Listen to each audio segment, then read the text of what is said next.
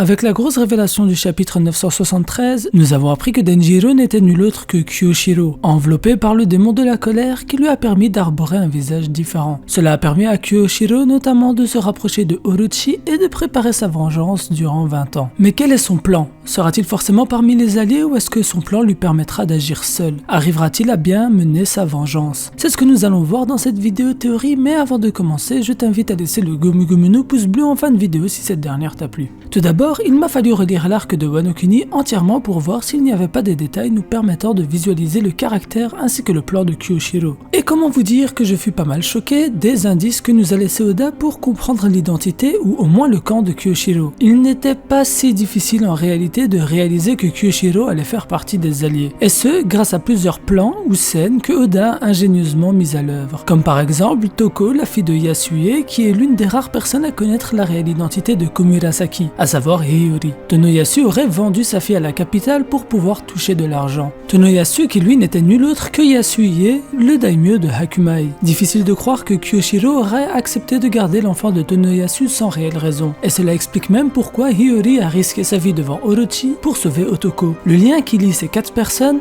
était en réalité le plus gros indice laissé par Oda, puisque nous avons appris quelque peu avant l'annonce de l'exécution de Yasue que Komurasaki était Hiyori, que Yasue a vendu sa fille au Yakuza, etc.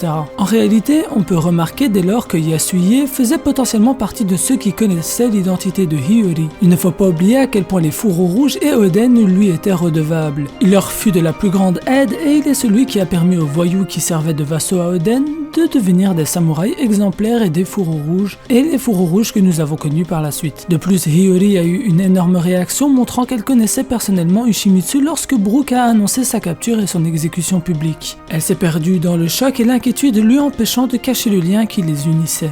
Et je pense personnellement que Yasue a pu arborer l'identité d'Ushimitsu car il savait sûrement que ce dernier n'allait pas agir cette nuit. Il a donc pu se faire passer pour lui. En effet, Yasue savait donc pour Kyoshiro. De plus, la mise en scène de Oda était aussi un indice puisque Ushimitsu et le surnom de Kyoshiro, Kyoshiro le somnolent, furent introduits plus ou moins au même moment, une technique de mise en scène assez connue pour Oda et les auteurs en général. Il en usa déjà pas mal dans cet arc puisque le chapitre qui a introduit Komurasaki s'est terminé par l'annonce de Momonosuke à propos de sa sœur qui devrait avoir 26 ans aujourd'hui. Sans compter bien évidemment le fait que Kyoshiro avait son propre tract avec le dessin indiquant le lieu de réunion pour la révolte des Kozuki ou encore le fait que ce dernier ait sauvé Komurasaki et lui a permis de quitter la capitale de manière anodine afin qu'elle ne soit pas mêlée aux futurs combats qui prendront lieu. Il s'occupera lui-même de ses funérailles et il dira même qu'il est le plus peiné de ses actions. Et le dessin mettant en scène un Kyoshiro usant de son katana pour couper Komurasaki montre une expression assez rare pour Kyoshiro. En effet, celui-ci ne sourit pas, bien au contraire. Je pourrais donner un dernier lien qui, bien évidemment, n'était pas assez explicite pour nous faire comprendre la réelle identité de Kyoshiro, mais c'est afin de montrer à quel point Oda gère bien son œuvre. Kyoshiro a été introduit comme celui qui s'occupait de l'argent. Il est en quelque sorte le trésorier de la capitale de Wano Kuni, tandis que Denjiro, lui, a été introduit dans le flashback en train d'estorquer un marchand. Par la suite, ce même Denjiro devint le trésorier de Oden, comme nous avions pu le comprendre lorsque celui-ci mit Oden en garde du manque de fonds quand Kawamatsu, Inuarashi et Nekomamushi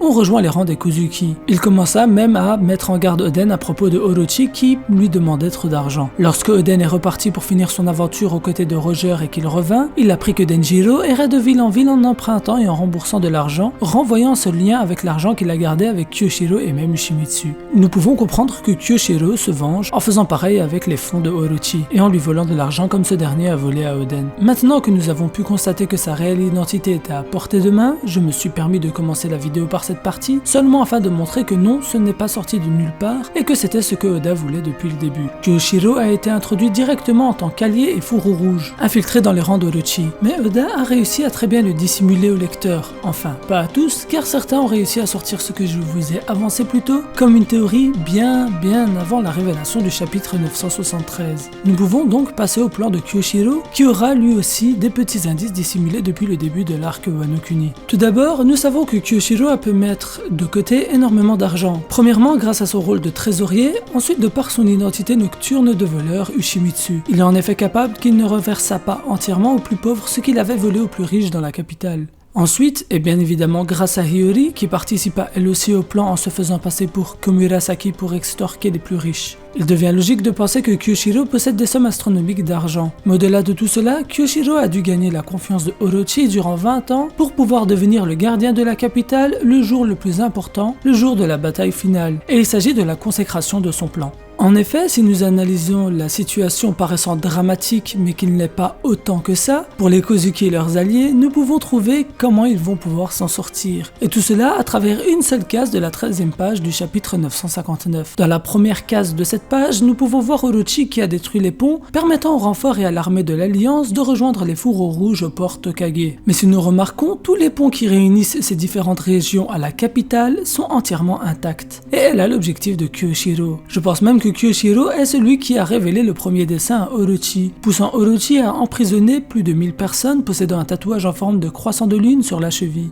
à la capitale. Et oui, cela a permis tout simplement de réunir déjà 1000 hommes à la capitale sous la garde de Kyoshiro. Il en va de la logique que Kyoshiro les libérera. Kyoshiro est en réalité le cheval de Troie de Orochi. La théorie de l'Okpose à propos du faux-traite est hyper intéressante et rejoint ce que je vous propose ici. Je vous propose de la voir pour de plus amples informations. Mais le plan de Kyoshiro ne s'arrête pas là. Car tout comme Ashura Doji et Kawamatsu, il a attendu ce moment avec impatience. Mais Kyoshiro, lui, a réfléchi même à la période post-Orochi pour le peuple de Wano Kuni. Il n'est plus possible aujourd'hui de dire que Kyoshiro ou Denjiro est tellement aveuglé par la colère et la vengeance de Oden, au point de s'en foutre du peuple que Oden aimait. En effet, Kyoshiro veut récupérer absolument tout ce que Oden possédait et veut protéger tout ce qui était cher à Oden, dont le peuple. Et pour ça, Kyoshiro a revêtu l'identité du Shimizu la nuit pour limiter les dégâts de la pauvreté. Mais je pense que tout leur volet est mis de côté par Kyoshiro auront un rôle dans le plan pour la partie reconstruction du pays. Et oui, il fallait bien qu'un des fourreaux rouges pense à comment reconstruire un pays entièrement brisé. Et c'est Kyoshiro qui a pris ce rôle très important. Habitué à être le trésorier de Oden, il deviendra le trésorier de Momonosuke et cet or deviendra les fonds des Kozuki, qui sera potentiellement redistribué au peuple et aidera à sa reconstruction. Il ne faut pas oublier que les ravages d'Orochi sont énormes au niveau de la nourriture, des rivières, mais surtout que la quasi-totalité des régions vivent dans la pauvreté extrême. Seule la capitale a connu une certaine prospérité. Surtout que cet or accumulé n'aurait aucune utilité pour la révolte puisqu'ils ont des navires grâce à Ashura Doji, sauf si tous ont été entièrement détruits, ce qui m'étonnerait vu qu'on a un certain Franky qui s'en est occupé et avait prévu plus large. Il est possible qu'ils aient donc un stock de navires en réserve. Ensuite, au niveau des armes, ce que Kawamatsu a commencé et ce qui a été terminé donc par Gyukimaru devrait être suffisant pour armer entièrement l'armée des Kozuki. Pour la nourriture, ils ont volé et le village de Korobe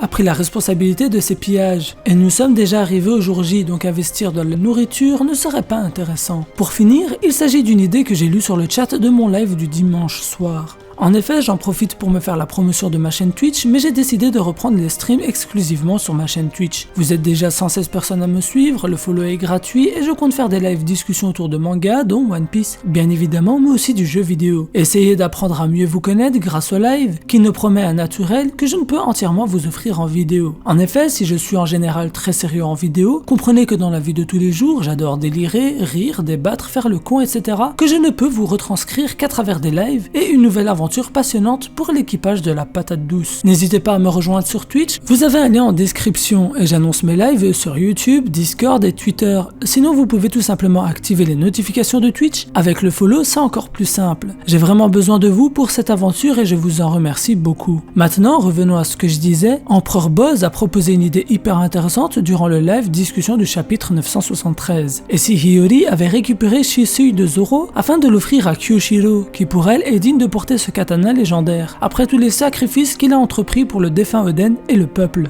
Elle aurait pu lui proposer Enma, mais Kyoshiro refusa catégoriquement à cause du fait qu'il ne se sentait pas digne de porter l'épée de son seigneur. N'oublions pas que Oden s'est plongé dans l'huile pour éviter cette sanction à ses vassaux et a tenu une heure entière. Quel vassal peut se considérer digne d'hériter l'arme de son seigneur alors que son seigneur s'est sacrifié pour le sauver? C'est pourquoi Hiyori a pensé à donner Enma à Zoro afin que Kyoshiro lui prenne Shisui. Kyoshiro, qui était déjà un énorme atout d'un point de vue puissance, puissance. Nous avons pu le voir via une escarmouche, mais la puissance du fourreau rouge a quand même surpris Zoro qui pensa qu'il avait devant lui quelqu'un de très fort. Et ben ce Kyoshiro deviendra encore plus fort grâce à un Owazamono. Et je le vois bien personnellement tuer Orochi de ses propres mains. Il mérite de pouvoir accorder la mort au bourreau de Den car 20 ans à se faire passer pour son allié a dû le détruire intérieurement encore plus. Même si Denjiro lui est mort il y a déjà 20 ans. Nous arrivons à la fin de la vidéo qui j'espère t'aura plu. Si c'est le cas, lâche le Gomu Gomu no pouce bleu et si tu es nouveau, tu peux rejoindre mon équipage et devenir mon Nakama en t'abonnant et en activant la cloche. De plus, comme dit plus tôt, tu peux me rejoindre sur les réseaux sociaux et Twitch, tous les liens sont en description. C'était Yams, El Psy Konguru et à très bientôt pour une théorie sur Zoro.